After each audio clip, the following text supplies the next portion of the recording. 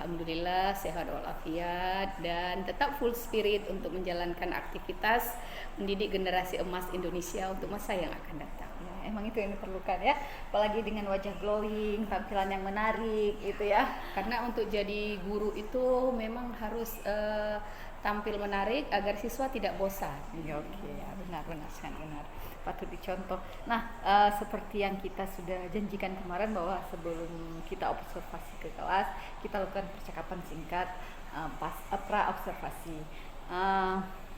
Nah, rencana kita observasi kelasnya minggu depan. Iya, rencana begitu. Ya, nah, rencana di kelas mana kita akan observasi nanti? Kebetulan minggu depan saya mengajar di kelas 10 pemesinan 2, jadi langsung aja di sana. Oke, berarti mata pelajarannya Pendidikan Agama Islam dan Budi Pekerti. baik. Nah, tujuan pembelajaran nanti di hari observasi itu apa? Kalau untuk materi ini, kali ini saya ngajar SKI ya, Sejarah Kebudayaan Indonesia. Yang pertama sekali tujuan pembelajaran untuk materi tersebut adalah peserta didik mampu menganalisis sejarah masuknya Islam ke Indonesia. Yang kedua, peserta didik mampu menganalisis peran tokoh ulama dalam menyebarkan agama Islam di Indonesia. Yang ketiga, peserta didik dapat menganalisis sejarah perkembangan kesultanan di Indonesia. Ya, kemudian area pengembangan yang hendak dicapai. Kalau untuk kali ini kita ingin melihat bagaimana pembelajaran diferensiasi itu bisa kita lakukan dengan baik agar tujuan pembelajaran bisa kita capai. Nah, selanjutnya strategi yang dipersiapkan Dalam hal ini karena model pembelajaran nanti itu adalah model pembelajaran discovery learning, di mana peserta didik itu saya siapkan nanti materi-materi yang berbeda untuk setiap kelompok yang berbeda, dan dalam kelompok itu juga terdiri dari beberapa siswa yang karakteristiknya berbeda, sehingga cara kerja mereka itu dilakukan kolaborasi. Nah, di mana nanti siswa yang hobi membaca akan membaca materi dengan baik, kemudian mereka menganalisis, kemudian bagi yang hobi menulis itu akan menulis hasil olahan dari yang hobi membaca tadi, kemudian pihak yang hobi kinestetik itu kan hobinya menggambar, mereka menggambar dan segala macam itu nanti dari kertas yang saya sediakan sebagai media pembelajaran bagi mereka itu ada origami, ada kertas karton, itu nanti mereka mungkin menulis dalam bentuk yang lebih indah, menghias kertas-kertas tersebut. Nah, kemudian nanti bagi yang hobi ngomong itu tampil untuk presentasi. Terkadang saya lihat dalam kelompok-kelompok yang sudah saya mengajar di kelas-kelas yang lain, ketika presentasi mereka semua mau tampil.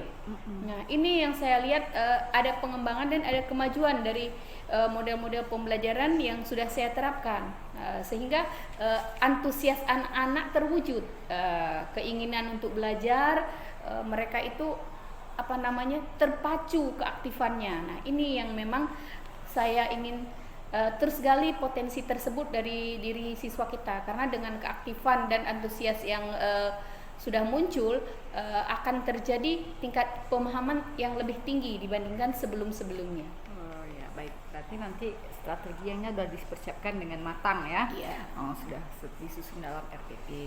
Jadi sampai jumpa nanti minggu depan di kelas 10 mesin 2 untuk kita observasi di kelas. Ya. Semangat kita.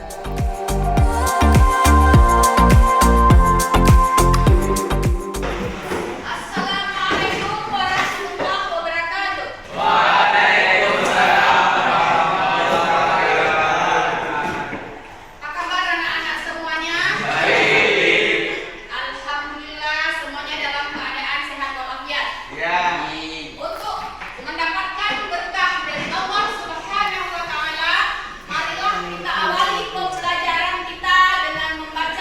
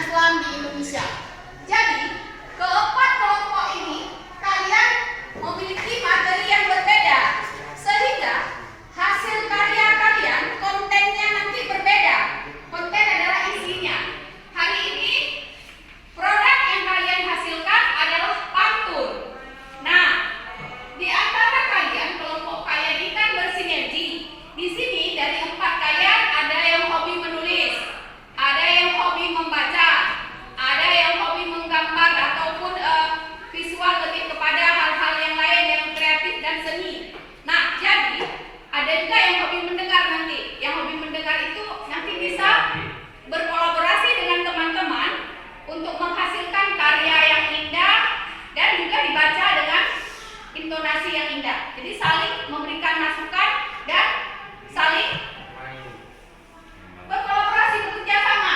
Sudah paham? Jadi semua kelompok ini ada masing-masing karakteristik yang berbeda. Jadi dengan karakteristik yang berbeda dalam satu kelompok kalian bisa bekerja sama menghasilkan satu karya. Karya kalian pada hari ini adalah pantun. Tetapi nanti bagi yang hobi membaca silahkan baca pantun di depan. Bagi yang hobinya secara visual itu boleh merekam temannya membaca. Nanti kontennya kita muat ke media sosial. Nah, jadi kan ada produk selanjutnya, produk digital. Dan bagi yang hobinya menghias atau menggambar, itu boleh membantu menghias kertas yang ada itu untuk menghias pantun agar tampilnya cantik. Sudah jelas semuanya? Sejak kelompok? Kalau sudah jelas, sekarang kita mulai bekerja. Ibu kasih waktu 30 menit untuk menyelesaikan semuanya.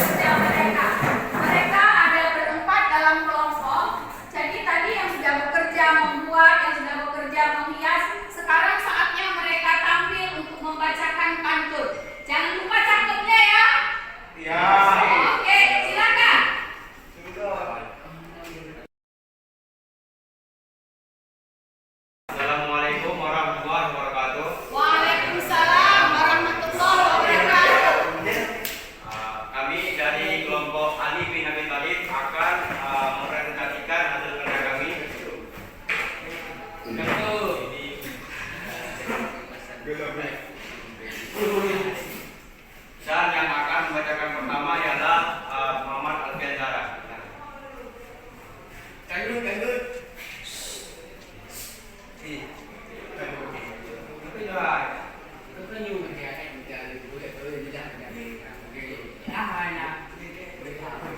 Pergi ke pasar membeli gula aren. Jangan lupa membeli ikan teri. Penyebaran Islam melalui pesantren tempat menempa pendidikan para santri.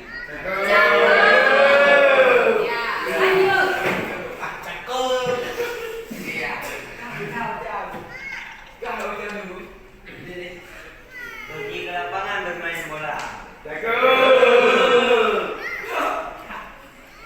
Di sebelahnya ada kebun bunga. Bangunan Islam indah coraknya.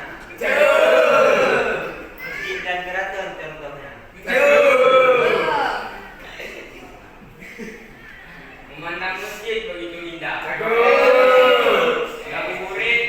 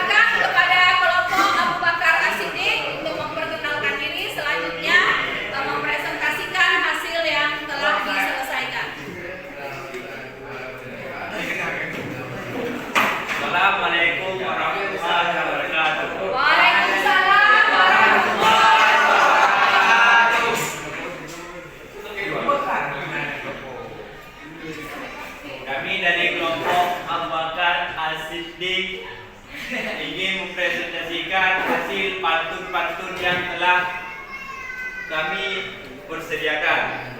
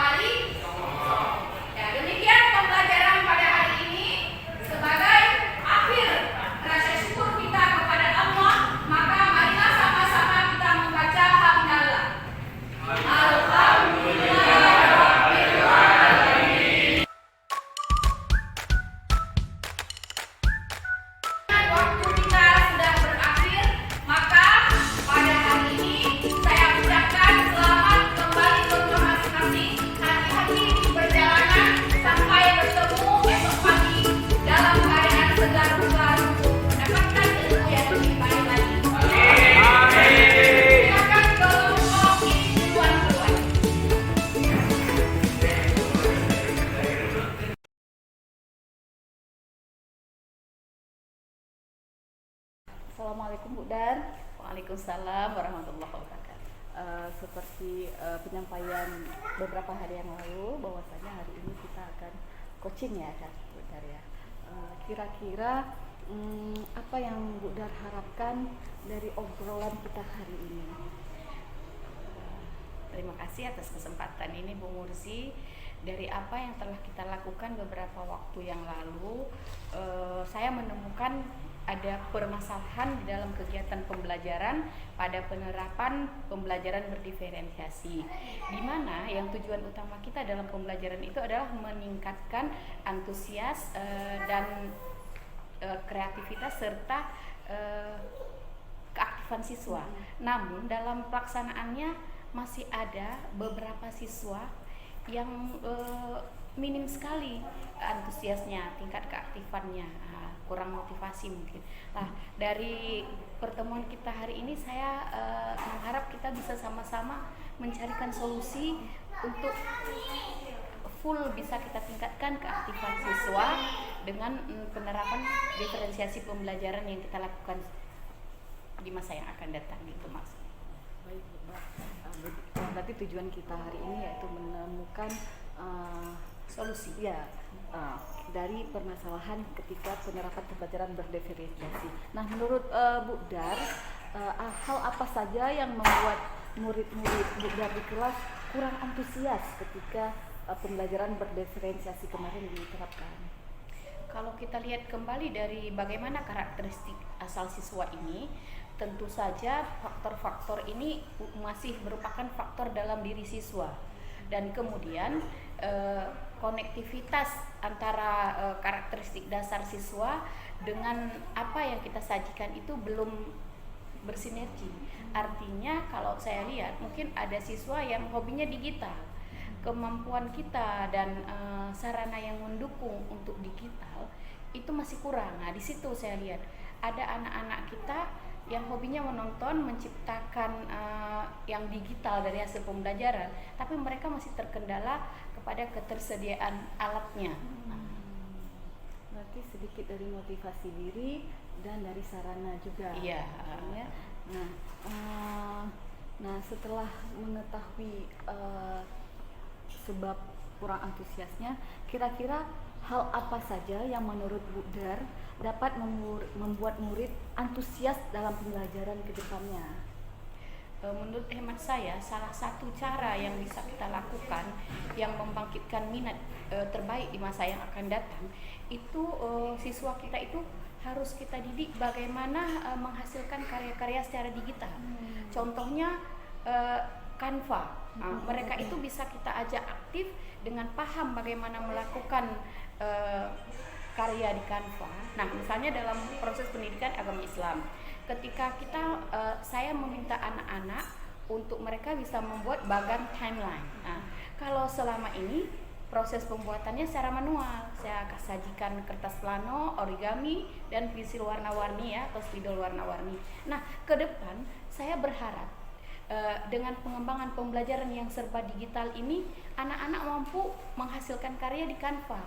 Jadi mereka bisa mengupload di media sosial dan kita bisa melihat hasilnya. Nah, itu yang saya harapkan pengembangannya ke depan lebih baik. Berarti lebih mendiferensiasi prosesnya ya. Hasil juga.